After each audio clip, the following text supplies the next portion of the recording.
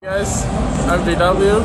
I have won 3 majors in CSGO, and this is Thorin's YouTube channel. Mousesports have won the ESL ProLeague Season 10 finals, defeating some of the very best teams in the world, including Astralis, the greatest lineup of all time. It was their second title in a row in the circuit, following up on their CSGO Asia Championship, and they showed a new level of form over these two tournaments that we have never seen this Mousesports core or lineup ever hit before. Now, to win this tournament was absolutely no small feat. In fact, that would be a massive understatement. They beat Astralis, world number 1 according to HLTV.org. They beat Evil Geniuses, a team they already beat at the CSGO Asia Championship, number 2 according to HLTV.org. And then in the final, a best of 5, beating them 3-0, cleanly sweeping them. They beat Fnatic, number 4 in HLTV.org's world rankings. What's more, just a little bit of context. Earlier in the tournament, they played Team Liquid, number 3 in the rankings, and were 2 rounds from beating them in the series 2-1. This might actually be the best underdog run ever in CSGO history. Remember, Mousesports came into this tournament ranked at number 9 on HLTV.org. Everyone's remembering when Cloud9 won the major. So yeah, they were like the number 4 team in the world at the time, and basically could beat everyone except the teams above them in the rankings. So yeah, it was crazy that they did it. It was a major, but in the context of how this tournament went and the sturdy format, this is a contender. This is right up there, boys. Now, what's craziest about this team for me and this victory is it comes so long after they made the lineup. Like, you would have thought the championship form should appear earlier. My general rule is about 3 or 4 lands in, you know who someone is. Let's say like 6 lands, maybe like 4 or 5 months. You should already have won championships if you're actually ever going to do it. Just go look through the history of CSGO. You're not going to find lineups that keep the same 5 players and then win the championships later, with the exception of really crazy examples like NiP coming back to win, or obviously Virtus.pro. And these are like outlier greatest teams of all time, not normal rosters. Well, when they made this new lineup, primarily because Carrigan came in, they lost Sonny, they lost Oscar, and so he had to work and bring in some newer pieces, kind of like MBK and LexiB have in OG. So Chris J remained, okay, he'd been a good player, but he used to be the in-game leader. He was going to take on more of a supportive/entry role. Then you had Rops still. Rops had really dropped off from the year before. You brought in Woxic from Hellraisers, a very streaky but super explosive guy, mainly on Dust 2 and the odd map, but then again also could fade away completely. He was quite inconsistent. And you had Frozen, a guy with a lot of talent as a youngster, but he was coming from Tier 2 and Tier 3 and had absolutely proven nothing. So there was tons of question marks. Almost everyone in this team needed to be changed their role, changed their form, and help this new team grow, including Carrigan, who obviously hadn't been in a big team for quite a while since FaZe, and then he kind of cut his balls off before he went out the door, didn't they?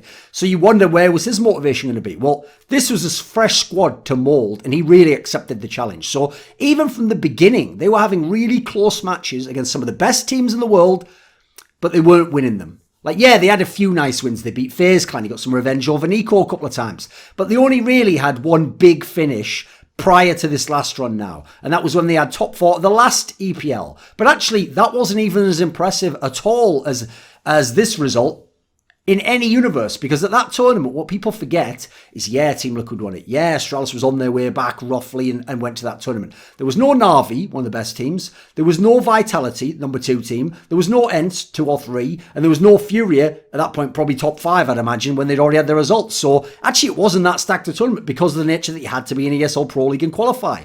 So the one DreamHack Tours, yeah, that's all right, but it was just a lesser Tier 2 tournament. Didn't make top 8 at the major, just by actually playing very, very well, I have to say. And quite frankly, the most disappointing result of the year, they failed to even make the final of the V4 Future Sports Festival, which didn't actually have good teams in it, quite frankly. After the major, other results, top 6 at DreamHack Malmo, that was pretty good when you consider how stacked it was. Still not a big finish, you're not getting a fucking medal for 5th to 6th. Only 9th to 12th at Star Series Season 8, so again, nothing much. But then they went to the CSGO Asia Championship and they absolutely made a mark, hit a heater, elevated their form. They beat Evil Geniuses. They won the tournament when they were literally at the point of elimination in the semi-finals, came all the way back with Woxic in that crazy clutch. Woxic basically, later in these 2 tournaments, this one and the last one, has gone bonkers in big key series later on and become like the best player on the server, absolutely hitting crazy form. And he has such high sense. When he goes off, you can imagine the opponent just is dead instantly, like Sigism, or gets the peak on and takes the aim duel. Rops, though, is the grounding superstar level talent, that's his star at the moment, of the team. He's been an all-round talent. He wins clutches, he gets you kills in the early round. He plays kind of a little bit kind of like an Elige, I think, in terms of like the consistency, like the way you expect him to use techniques with his weapons. Then Carrigan, at least in the last few tournaments, he's been putting himself in the firing lines at some time, noticeably at CAC on Inferno on T-side, where he's entering like a fucking beast. And then Frozen has had some much better games recently, but hasn't been required to carry. That's been the key thing. Now, it is so rare a team ever turns it around and elevates another level 9 months into the lineup existing here and then wins back-to-back tournaments. But I thought this set of comments from Woxic in an interview with HLTV.org was actually very telling, and this was from the CAC. It said, the reason is because Finn, Carrigan, started to play with Frozen in sights. Now listen to this. For example, B on Inferno. They want to see each other's monitors better because when he was next to me, Carrigan wouldn't be able to see Frozen's monitor. So Carrigan wants the possibility to see what's going wrong, to make a call based on it, to micro him a little bit maybe. And then Woxic said, if I sit in the middle as the AWPer and if I play it in mid on Inferno, I have guys on B located to my right and guys on A located to my left, both in real life and in the game. Basically, it's a perfect fit for us right now because I can see everyone's monitor. Also, AWPers are usually supporting, specifically on Inferno, he means here. So it means that I can see their positions and I can easily flash for them. Also on T-side, obviously. It's better because Chris J is not playing too far away from me. And on a Dust 2, I'm playing with Finn Carrigan and he's next to me now. This is the first time we tried this setup at a tournament and I think it worked really well. Elsewhere, when they ask why they won the tournament, he even says at the CAC that Carrigan was like studying all the games, literally overnight and between games, he'd come up with stuff, he'd tell them their mistakes and they would just fix it on the fly. So here's the thing. In this team, my MVP for this tournament has to be Robs. I mean, he had a plus 105 differential between kills and deaths for the event. That means over 18 maps, he averaged roughly plus 6 every map of the tournament in terms of average. That is outrageous when you consider the players they're playing against and the teams they're playing against. World-class teams who win tournaments for fun, practically. And it's a large sample size. He played 18 maps. Played the best opponents, and then he carried the fucking final. He was the best player in the final. So satisfying to see this guy fully develop into the superstar he never could be in the old Mouse lineup, where you had Sonny and he had Oscar ahead of him, and he was just a good player. And now he's basically become the player everyone accused of being a hacker in FPL. He's got an all-round game. He wins clutches. He knows where he's going. He moves at his own pace. That's why I alluded to him being a bit like Elige. He can frag when he needs to, use all the weapons, use all the new spray guns, etc. Now, what's great about this is, if you look at this team, the future now, it's pretty cool, actually. I kind of see them a bit like Fnatic, where they're going to have a lot of close games with top teams, and they can win and potentially get titles, but you need to have it be your day. So I'd say, first of all, they've got a wide map pool. Also share that with Fnatic now. It's not super deep. So a couple of maps are really good. Train, Inferno, Dust 2. Beyond that, I don't know, some of them questionable, you're using them, but that's the point. Now Carrigan can play with it. The reason I call him the king of pick ban, he can always come up with an angle or a different read, and you never know what map he's going to pick, and sometimes even ban in this scenario. So winning close games is a big, big deal, because the same lineup used to lose all the close games when it was the big stage match, or going to the stage, or to get out of the group. That was when they would lose. They're also clutch at the moment. Like, they're winning in the key rounds at the 14-14s, when you're facing elimination point, they're able to come back. They're able to come back after losing a map, after winning theirs and losing a map.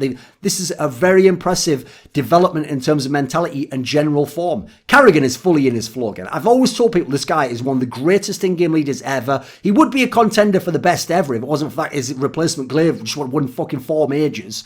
So he's truly great. Like, put it this way, he'd be a top 5 IGL of all time in CSGO. And I fucking told so many organisations in this scene, directly face to face and over the internet privately, do not, and I even told them publicly, do not pass on this guy. Get this guy, if needs be, clear the deck, kick everyone else out of your org, get him, ask who he wants to play with, sign the talent over time, and this guy will build you a dynasty. He will build you a potential major winner, but they didn't listen. Publicly, I'll just say I told Team Liquid and North and Optics, I wanted to see him with some of the sick players in Liquid, or take the talents of Valde and maybe add Config or something, or take the Optic guys, a mix of players that never quite worked out, but maybe he could get the best out of Yugi or something.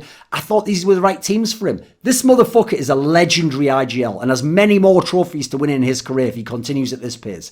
In the future, I think Mouse is a good team, but for me, they're going to be like 5th or 4th in the world. That's the sort of area you could expect them to be in. I don't think they're going to go to number 1. So I think they're still one piece away from being a really scary team. Or Frozen developing into a true star on the level of Razzaq and Robs, and then we can start really, really cooking with gas, because then your supportive end of the team is fucking dynamite as well, and it's two people who've been IGLs, so I think you can do a lot at that point in time. The fact that this is a multinational team with totally different nationalities is crazy. Again, props to Carrigan for doing that with 2 fucking teams now, when most of those squads fail and don't live up to their potential. It might be I couldn't even handle just having 2 fucking Americans in the team speaking English. This guy's just a legend. The things he can do, almost no other in-game leader can fit his exact skill set. It reminds me of how I do my content. I do my content so that whether you think it's the best, whatever, nobody can do my content like I can, and nobody can in-game lead like Carrigan can. And so first of all, he continued his trend of beating the old teams that he used to be on by beating Astralis again. His record against Astralis is fucking nuts at this point in time, because he knows those guys inside and out.